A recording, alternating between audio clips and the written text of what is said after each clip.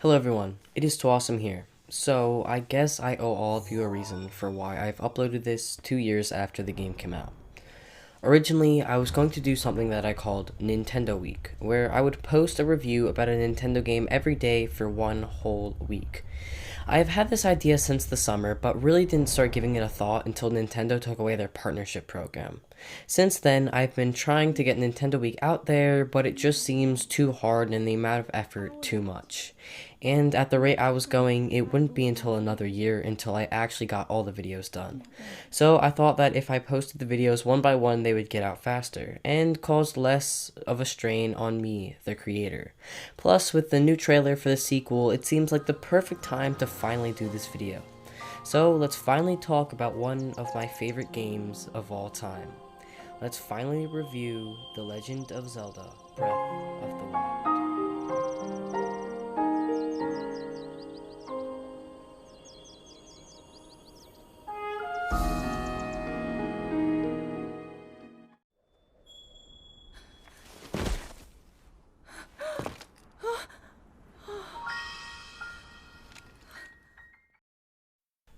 I don't even know how I'm going to cover everything in just one video, but I will hopefully try to. First of all, this game is amazing. Simply put, it's an awesome game, and I full-heartedly agree that it has redefined the expectations of what can be done with an open world. And all the mechanics and all the interactions you can do in this world are just amazing. But I will come back to this point later. First, let's start with the Great Plateau. The Great Plateau acted as the game's tutorial, and to be very honest, it's the best tutorial I have ever played. You start the game with a cutscene and you learn some of the basic controls, but once you get out of the Shrine of Resurrection, you are basically on your own. And if you look back at all the Great Plateau did, it's pretty amazing. It gave you the glider, it gave the basic runes that will help you throughout the game, it gave you the basic story that you needed to know, and it gave you experience on how to actually play the game. And in every single one of these areas, I think it succeeded insanely well. There is little to no hand-holding, and I love the game for that. Personally, I would rather learn the controls myself through trial and error than the game just force-feeding it down my throat. And the crazy thing is, with this setup for the tutorial, it makes for many personal and very different playthroughs and experiences. See, I have some experiences in the Great Plateau that you probably didn't have until later in the game. Like, right at the beginning of the game, I found this big stone talus, and it destroyed me in one hit. So when I came back later in the game, all souped up and destroyed that thing, once I actually figured out how to do it, it filled me with so much pride and joy because I figured it out. Not the game telling me what to do, but me through my own trial and error.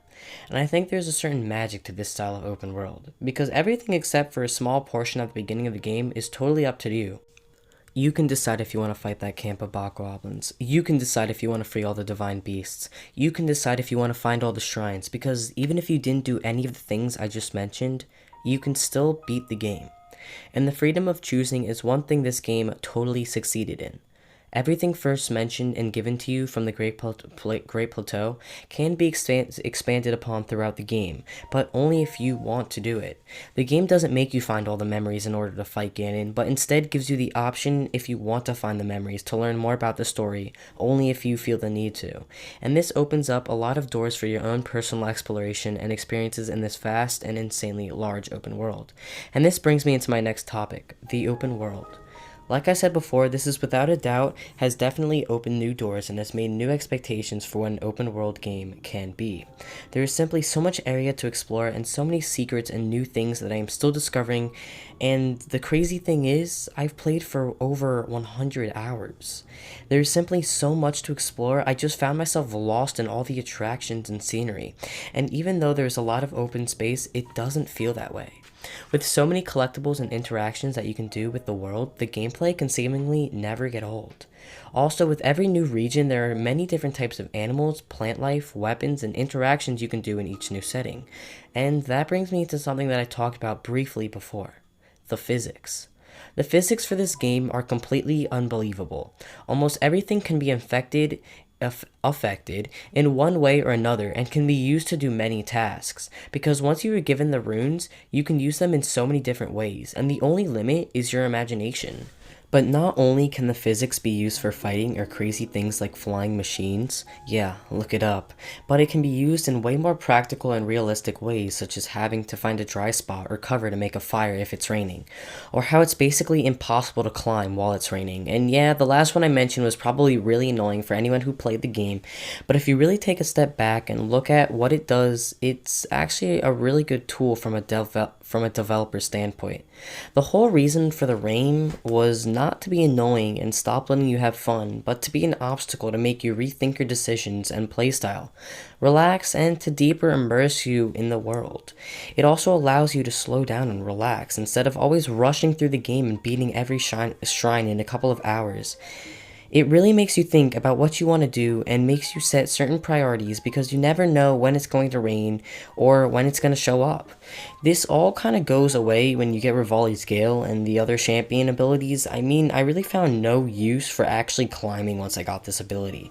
And I think the same can be said with the other ones. Urbosa's Fury is really strong and has such a large radius that it's kind of overpowered. Daruk's Protection took the fun out of parrying and I found myself relying on it a lot. And Mipha's Grace is actually pretty balanced since it has a very long cooldown plus a lot of other items and things in the game do the same as her ability, so I don't really have a problem there. But out of the list I mentioned, Rivali's Gale is the most broken. I don't necessarily have an issue with it, but the cooldown just feels way too fast and I never really feel like I have to wait on it, which is kind of a good thing, but it took some things away from the initial magic that was the climbing in this game. And this is kind of a thing in all games where when you get really good and start to max out, the fun and challenge of a game starts to go away, but I might leave this as a topic for another time. But let me go back and talk about exploration in this game, because it is huge. Most of the fun from this game comes from exploring and finding your own personal treasure, if that comes in the form of a mini-boss or a really cool area. But not only does the exploration help the fun you have with this game, but it is also needed as well if you want to progress. You see, in this game, it has a dungeon system that is like no other Zelda game. Instead of having the more traditional dungeons, we instead have shrines and the divine beasts, which the divine beasts being more of your traditional dungeons and the shrines acting as a supplement to the lackluster divine beasts. Don't get me wrong, the divine beasts did have some very cool ideas and features such as being able to move the different parts around to help you solve the puzzles, but overall it was a lot shorter than the traditional Zelda games. But like I said before, this was supplemented in the form of 120 shrines in the game, not counting the DLC. And I actually really enjoyed the shrines in this game. They mostly served as little puzzles and tasks to do outside the world, and the fact that there are so many of them is amazing in itself. My favorite shrines were probably the tests of strength, since I really did like the fighting mechanics in this game, but there were so many other ones that I enjoyed just as much. Well, mostly enjoyed. The only ones I didn't really like that much and had myself frustrated on were the ones that required motion control. But it is kind of expected with Nintendo to throw at least one gimmick at us per game, so I will let this one pass. But for the most part, they were not only fun and acted as little distractions from the overworld, but they granted you a spirit orb if you completed it. Now I think I speak for most people when I say I love this system. I love the fact that you have to complete a small task and get rewarded with something that actually helps you and is pretty fundamental to the game. Now this is my first ever Zelda game, but what I have been told before is that you can basically find heart containers and stamina vessels just in chests or in random places, and to me I think the Breath of the Wild method is a lot better. My only real issue with what they did is that you can't fully max out your heart containers and your stamina vessels at the same time. Like, you have to pick one or another, and that kind of bugs me. If you want to get max hearts, you're going to have to sacrifice stamina, and if you want to get max stamina, you're going to have to sacrifice max hearts. And personally, this bugs me because this could have been an easy fix, but they didn't change it because reasons. See, I don't really know since I'm not a developer. Also, I am not quite sure if they fixed this in the DLC, but in the base game, it is there and it's really bugging me. But overall, it's not that big of a deal. Before I move on to the next topic, let me talk about probably my favorite shrine quest. It was called Stranded on Eventide Island, and this was such a fun experience. Basically, if you went on the island, all of your stuff would be taken and you would have to complete the 3 shrines to get your stuff back. This obviously wasn't the only good shrine or shrine quest, but I did think that this was such a cool experience that I would talk about it.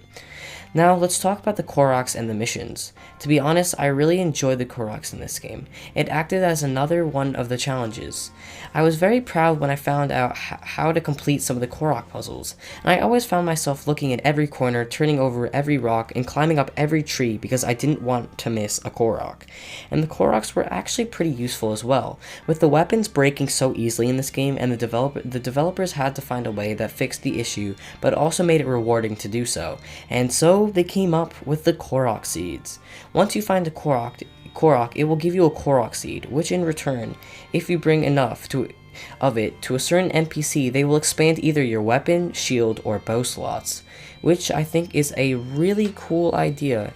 And trust me, you're going to want as many slots as possible in this game because you will constantly have your weapons break on you, which will be a point I will move on to right after we talk about the quests. There were many quests in this game, some better than others, and for the most part, the quests gave you very small prizes such as a few rupees or some cooking ingredients, but there were some quests that were really cool and creative, such as the Terrytown quest, infiltrating the Yiga clan, and like I said before, the Eventide quest. But my favorite out of the 3 I just mentioned is the Terrytown quest. It was probably just you making the town little by little and actually making a contribution to the people that would be living there, and that really clicked with me. Not to say the other quests I mentioned were bad or anything, it was just that something clicked with me on the Terrytown mission. Now I want to talk about the cooking. The cooking in this game was yet another very cool system they added into the game. I found it really cool that you got to cook your own meals and experiment with the different ingredients that the game gave to you spread throughout the world. Also, the way you could add certain effects to food was another cool thing that I really liked. Just the fact that you can add a certain effect on food for a certain situation was very cool to me. But one system that they really didn't flesh out at all was the crafting system. I know you're all probably thinking, what do you mean by crafting system? And if you played the game, this might have come across your mind, but the fact that some of the precious stones you find in the game, such as rubies, have a description that says it can wield the element of fire, or other elemental abilities. And when I saw this, I thought there was a crafting system, since why else would it say it can wield the element of fire unless you could craft a flame blade from it? So I searched and I searched until I finally looked it up and found out that there was no crafting system. I feel this was a really big miss from the developers, and maybe there was originally a system set in place, but they weren't given enough time to actually put it in the game, because many times during my playthrough, I found myself just having so many materials and resources that I just didn't need to use, and I think the crafting system would have helped that a lot, because most of my materials will just be sitting in my inventory waiting for me to cash them in for some rubies. Overall, it was a big miss, but it does leave some improvement for hopefully its predecessor or a future open world Zelda game. Also, the cooking in this game was pretty good. It allowed for a lot of leeway in what you wanted to make and what effects you wanted it to have. I usually don't like using items that boost a certain stat because I usually feel like they aren't needed, but having that integrated into the cooking and having effects be put onto the actual dish helped me use the effects more, and I was pushed away from using the elixirs, the more traditional version of boosting stats. I also like the choice of being able to cook certain items just by having a fire. I think that this was a very useful tool and stopped me from having to fast travel to an area just to cook a few items. Personally, the cooking style allowed for you to even further your own personal playstyle, which this game already allows you to do in magnitude. But with this many items in camps, eventually some supplies in enemy camps will start to dwindle down. But to avoid the inevitable, the designers put in the Blood Moon to replenish the enemies and items. Besides its surface level use, it is also used to prevent game crashes and anything else that has gone wrong with the game's code. Basically, it resets the game and keeps the game in check, which was a really smart implementation of the Blood Moon. They got rid of 2 issues with one simple fix. Good job, Nintendo! Now let me talk about one of my favorite parts of this game, the fighting mechanics. The fighting mechanics in this game are pretty solid when it comes to the more traditional way. You have your parries and flurry rushes, but you also have the chance to do what you want. You want to use that boulder to explode those barrels of explosives to kill those bokoblins? You can do that. You can kill a Lionel with a Kuko for all the game cares, and that is awesome. The fighting can feel so fresh, and there are simply so many ways to fight that it can basically never feel stale, and that may be one of my favorite parts of the game. And even though your weapons would break, I would still feel the need to take on that camp of monsters, even if I didn't need to. And even though some of the enemies were weak, there were plenty that were very strong and gave you a good challenge, and I love that. Because when I actually beat it, I felt fulfilled. And shouldn't every game make you feel that way after you do something that they hype you up for? But maybe the best thing about this game is the way that it forces you to adapt and to change your perception. This runs through the whole game and basically through everything I just mentioned. The game forces you to adapt to new enemy types and their movesets, to overcome the weather changes or whatever this game throws at you. It even forces you to adapt mentally and type to find an answer to some of the riddles for a shrine quest. Because, believe it or not, a few of those actually had me thinking for quite a bit. What I'm trying to say is that the gameplay and experience that I had with this game were amazing. It truly is a fantastic game, and the memories I have made with this game will stay with me forever. 9.9 out of 10.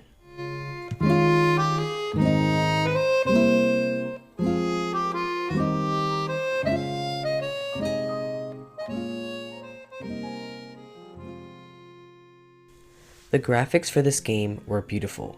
Something about it just worked, and just the way you can see all the mountains and hills so far off in the distance was amazing. The natural setting mixed well with the art style they used for this game, and it just turned out absolutely stunning, and made going outside that much more of a letdown.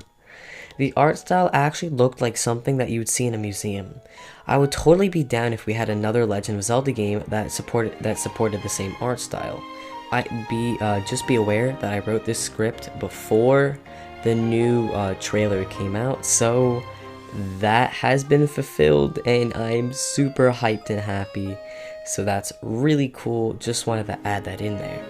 But I really can't put into words how much this art style helped and benefited this game, but I hope my rating can help articulate what I really want to say.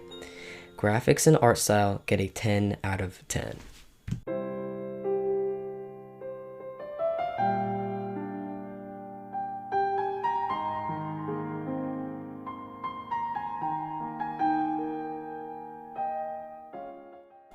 Personally, I haven't bought or played the DLC for this game, but what I have heard was that there were a few cool missions and shrines, but I am just really rewording other people's words, so take that with a grain of salt. Although I don't like certain parts of the story locked behind a paywall, I guess it is what it is. DLC and updates gets an inconclusive since I haven't played it myself and haven't formed my own opinions.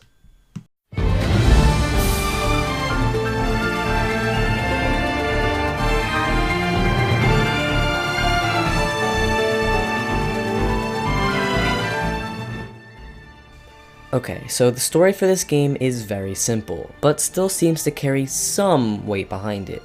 The game uses the stereotypical amnesia trope, which is good for a game like this because we can learn the story of what happened 100 years ago along with our protagonist.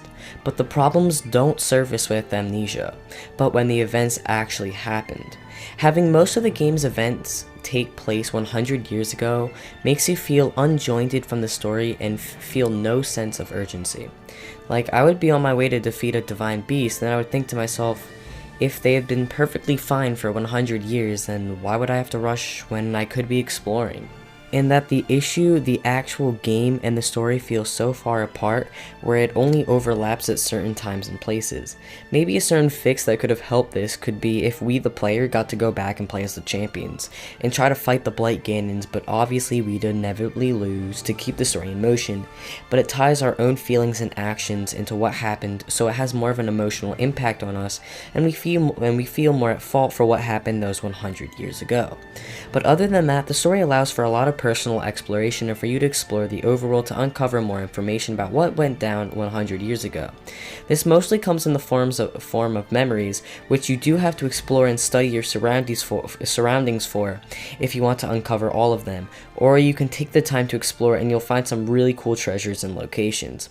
Like I said before, the story allows for you to really expand upon it if you want to, but the same can go if you just want to beat the game fast and get it over with, or just explore by yourself, not really looking for any context. And if you want to do that, you can just basically ignore the story altogether and do your own thing. Just like the gameplay, the story allows for a totally unique and personal experience, because the way you gather the information or the order you gather it in is totally up to you. The story gets a 9 out of 10. If I had to give one word to describe this game, it would be creative, or magical, or maybe even breathtaking. But one word that can describe it is wild. It was new and unexpected. It was something I had never seen or played before. It was different. It used the open world setting to its fullest potential. I know a lot of you are waiting for my overall score, and here it is, 9.6 out of 10. But I would like to add a few extra points just on the fact of how great my experience was with this game and just how many memories it gave me. And yes, I know this game isn't perfect, but it was so close and just has so much heart and soul put into it that I can't ignore. Breath of the Wild gets a 10 out of 10.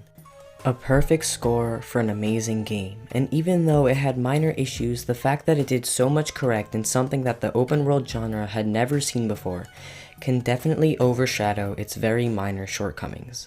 And while I had to record the background gameplay for this video, I couldn't help myself but get swept back into the game as the music swelled around me.